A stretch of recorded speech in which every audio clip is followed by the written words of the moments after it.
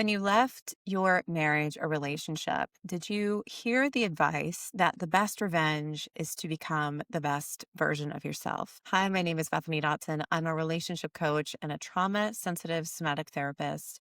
And I support high achieving women, typically over the age of 40, who have left a narcissistic marriage and who likely find themselves attracting emotionally unavailable partners if they're dating, even though they feel like they've done all of the right things to heal and become whole after leaving a narcissistic relationship.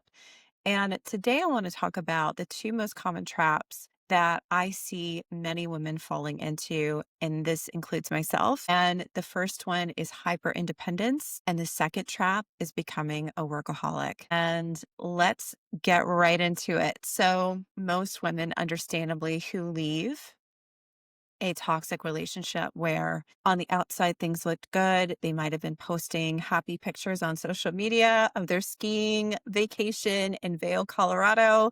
They might be going to friends' events and birthday parties, and they act and look like the perfect couple, but behind closed doors, there's a lot of gaslighting or manipulation or a lot of cyclical fighting and a really emotionally unsafe, psychologically unsafe situation. When this happens, it's an insidious breeding ground for losing trust in ourselves. And so, what often happens is that when we leave these relationships, we are emotionally bankrupt, and our ability to trust ourselves is also bankrupt. And so, what do most people do to counter that feeling when we don't feel like we can trust our intuition, especially in a new dating scenario? It's a powerless feeling, and we don't like feeling powerless, right? So, what do most people do to avoid that feeling? Most people get busy and they become an expert, an armchair expert on narcissistic abuse. They binge all of the materials on a narcissist. I won't talk about it too much right in this specific episode. This is like the first stage of healing, realizing that you are with somebody who's has emotionally abusive tendencies. The first phase of healing is making the problem all about the other person. They are the problem. They are the narcissist. That's the first step, the victim stage. But we all have to progress past that victim stage and realize that actually we are a common denominator in that too. We have dysfunctional patterns, subconscious programming, perhaps childhood trauma that made us a match to that type of dynamic. So when we leave and we feel powerless, the first step that a lot of people do after they become an armchair expert in narcissistic abuse is they get busy. They fill their calendar. I had a client who landed an incredible role for a beautiful company and was at the top of her game in terms of her career and her success. I had another client who, after leaving her marriage, continued to grow her career in the legal field. She worked for a like very popular government agency and was single more or less for 5 years and just really focused on herself. And the first person that she dated after and really fell for, like really felt the spark for, ended up being even more abusive, even more chaotic than her marriage that she'd left 5 years prior. And she'd had therapy. She'd, done all of the right things that we're supposed to do. Sorry, my face is itching. I think I have cat hair on my face. And so when we become a workaholic, it is often due to our two things. Our nervous system is still stuck in a state of fight or flight, meaning relaxation. We might feel guilty for relaxing. We might constantly feel like we have so much to do. We might feel obligated to do for others. People pleasing comes in here because people pleasing is also born out of relationship trauma. We want people to like us. We fear rejection. We fear abandonment. We fear rocking the boat. And so we end up becoming a chameleon where we do whatever we need to do in order to get a job done or to be liked or to win approval. So your nervous system may still be stuck and your brain might still be stuck in a state of fight or flight. And by the way, I just read something super fascinating that people who grew up in chaotic homes, so maybe you had a parent who was abusive in some form or fashion, maybe you had a parent who had an addiction issue. It's shown that people who grew up with childhood trauma or people who experience narcissistic abuse at home, in a marriage, or in an intimate relationship, their brains look identical to a combat veteran who comes back from combat and who has PTSD. The part of your brain that is your emotional center, your amygdala, is overdeveloped. What does your amygdala do? It triggers your fight or flight response. It creates that tightness in your chest. It creates the knots in your stomach. It creates the 3 a.m. wake up anxiety calls.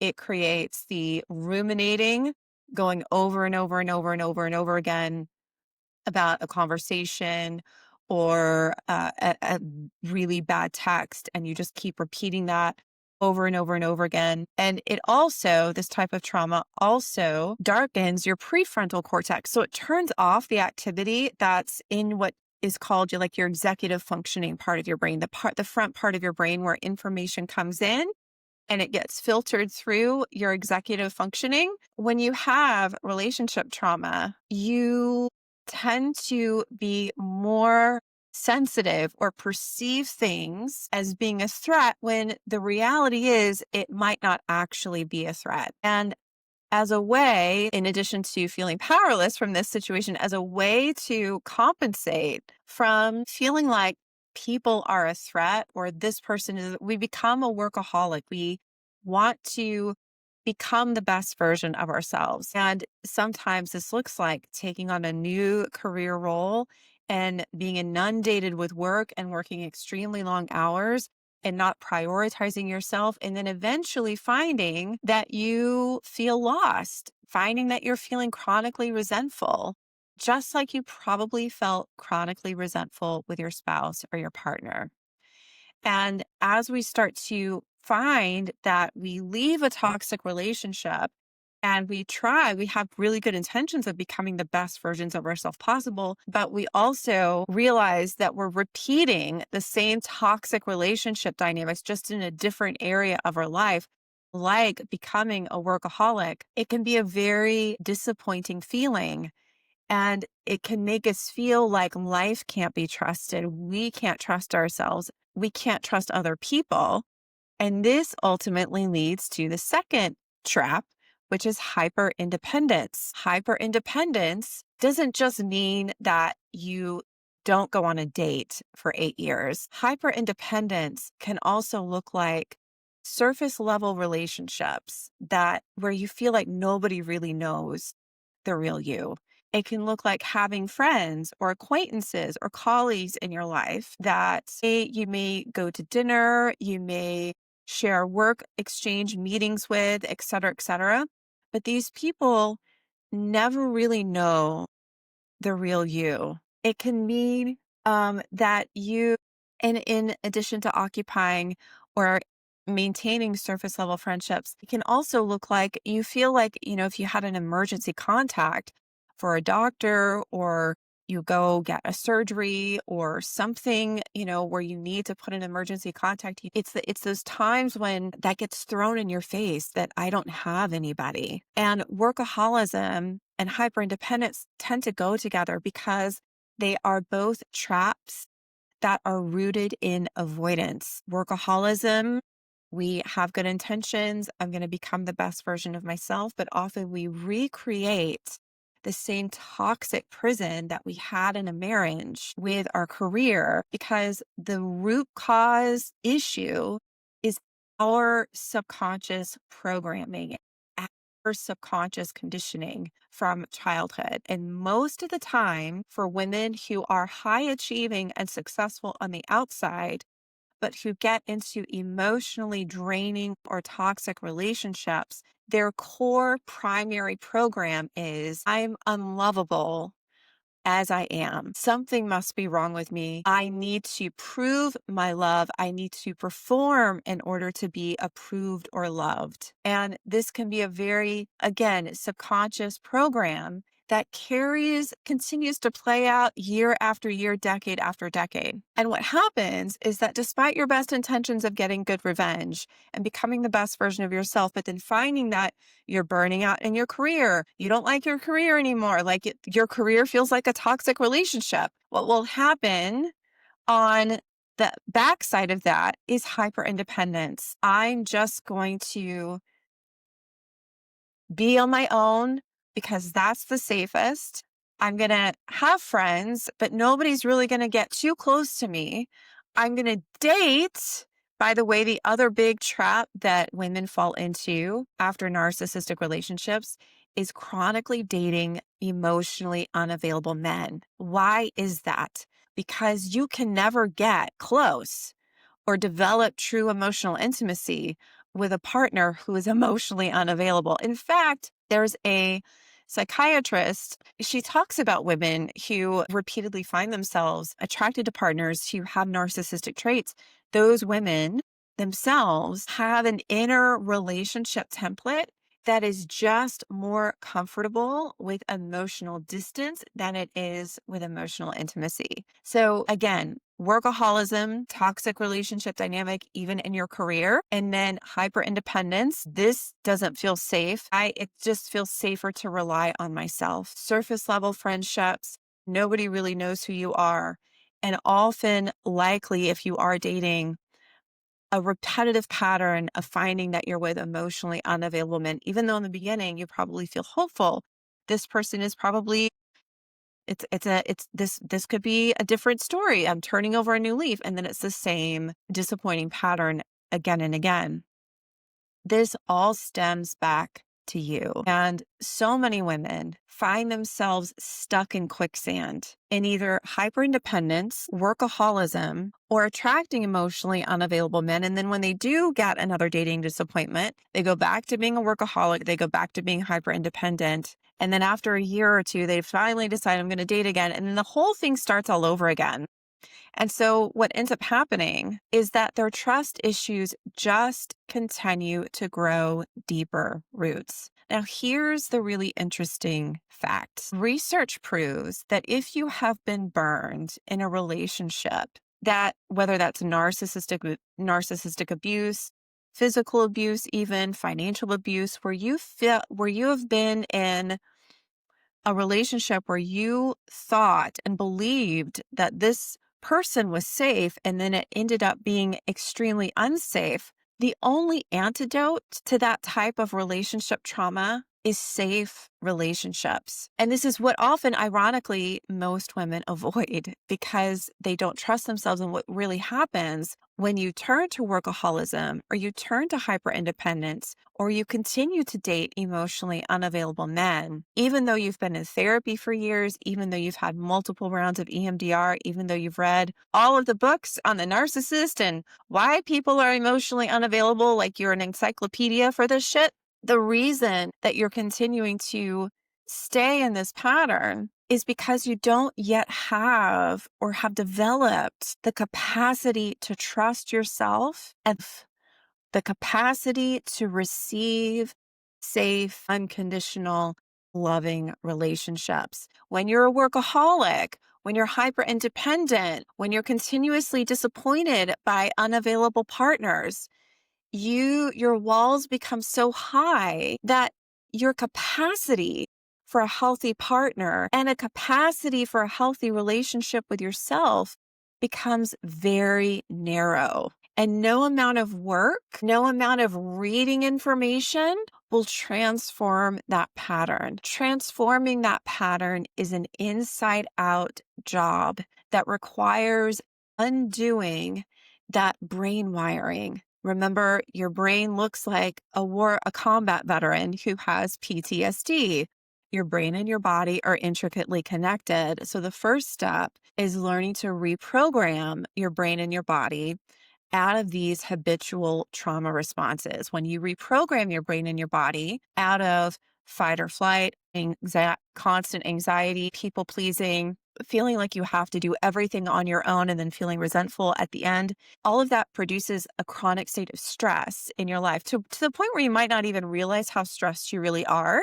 step number one is reprogramming that brain and body connection out of trauma and into a state of ease, inner peace, calm. This process is very uncomfortable. And most of the people that I've worked with in the past struggle the most in the beginning with learning how to go from anxiety to feeling at peace, go from anxiety to trusting themselves, go from anxiety to trusting other people. So that's the first step, is working an evidence-based plan to help rewire that. EMDR is good for this. However, EMDR most of the time is best for event-based trauma.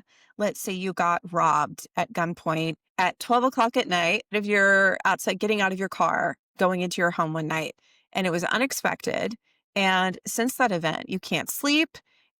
You are off focus at work. You circle the block 7 times whenever you get home because you really want to make sure that it's safe, or you can't even get out of your car to go in your home without breaking into a cold sweat. All of those are trauma responses. EMDR is best for trauma that is isolated to an event, an armed robbery, like a car accident, something like a war episode, right? When it comes to repetitive, countless incidences of gaslighting, of blame shifting, of feeling manipulated, of feeling like you're the crazy one, EMDR is the jury is out on how effective it truly is. I think if you have a skilled therapist, but the deal with EMDR is that it's just the brain where it just de-escalates the sensation of feeling triggered by that event. It doesn't teach you how to show up differently in a new relationship setting where your old stuff could come flooding to the surface. It doesn't teach you how to remain regulated. It doesn't teach you to make a different choice in that moment. So the second step after rewiring your trauma from your brain and your body and getting into more of a state of self-acceptance, trust, ease, calm, inner peace is then showing up differently in your existing relationships, setting boundaries. This is often where a lot of people realize that the company that they've been keeping no longer feels aligned. Most of the people that I've worked with in the past get to this point where they've regulated themselves and they've shifted internally, that they start realizing that the friends that they've been going to wine Wednesdays with don't feel aligned anymore. The career, the role that they're in, the company that they've been with for the last 10 years doesn't feel aligned anymore. And a lot of times this is where people will kind of stop the work and freak out because they don't want to be so alone. And this is actually normal. When you start to change from the inside out, you're going to realize that relationships and work environments that once felt aligned no longer feel aligned, and that's okay. It's simply a sign, a signal that you can shift your external world based on who you've become now. And this leads to the third stage, which is making choices both in your career, with friendships, and in dating that reflect a woman who feels whole and complete on her own. It doesn't mean that you hold everybody to super high standards. It just means that you learn to trust your gut. Most women who get into a narcissistic relationship, they say they're empathetic. Being empathetic is actually only makes up 5 to 15% of the population. People who are attracted to narcissistic partners often have their own trauma. When you have childhood trauma, it makes you generally more sensitive to people's facial expressions, their vocal tones, the energy in the room, people's emotions. So that can be empathy, but most of the time, that is born from trauma. And this can work in your favor once you learn to trust. And the only way to trust yourself is to take action before you're ready. Most people want to say, I need to do more work on myself, then I'll put myself out there. I need to, get another certification and then I'll find a new career. I need to do this first. So we're really good at delaying our progress because we think we need to feel ready or more confident. And what in reality, your confidence builds when you take action before you're ready and learn how to deal with what comes up after taking that action or making that choice. And this is what increases your capacity for emotional intimacy. This is what builds your confidence. This is what increases your capacity for trust. Because if you don't fully trust yourself, it's likely that you're still living by a story that you're less than, you're inadequate, something is wrong with you, you have a harder time at relationships than other people do. And this creates that self-fulfilling prophecy where you continue to run into that same dynamic over and over again. And it anchors that belief, and you stop trying and you go to workaholism, and then you're hyper independent and you keep meeting more of it.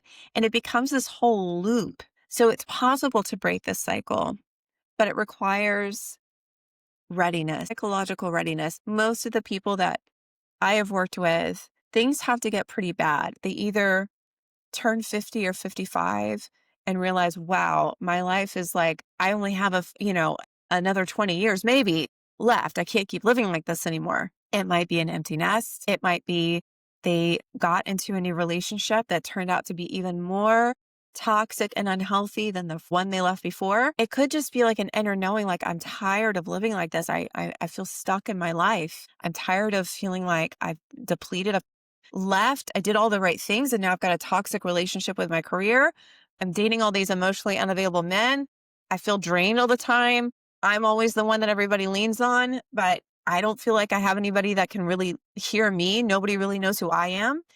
If you're tired of that story, then visit bethanydotson.com/masterclass, where I have a free 40-minute training that walks you through the exact 5 steps I've used with hundreds of clients over the last 10 years nearly to help them overcome this type of relationship trauma. At the end of that masterclass, or I'll also drop the link here, there's a link to book a free discovery session. This is a consultation call.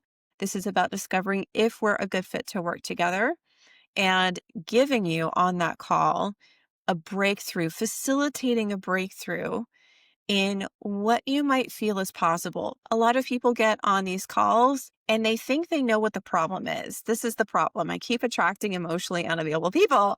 And then we kind of break that down and we realize, actually, no, the problem is you're not truly committed to changing it yet.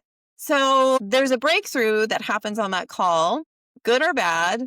Most of the time, it's a little bit uncomfortable because those calls are meant to be confronting, but it's for somebody who's ready to make change and receive, go from constant overthinking to anxiety, go from really tense texts with your ex about your co-parenting relationship with your kids to feeling it's okay, to feeling like at ease, no matter what they say, no matter, and actually I had a client who spent years and years, fearing, walking on eggshells around her ex. He'd remarried, but they still shared custody with her daughter. And she constantly felt just constantly anxious around anything that revolved discussion about their daughter, visitation rates, constant anxiety. Within, I would say, 6 weeks, that relationship softened, better communication, far less triggers because she changed. And it wasn't because she was accepting abuse, wasn't because she was tolerating, it was because she shifted on the inside. So what can happen in your outside world when you shift on the inside is really limitless, but it requires a readiness to change. I will leave you with that food for thought today, and I will see you next week on next week's episode. Take care.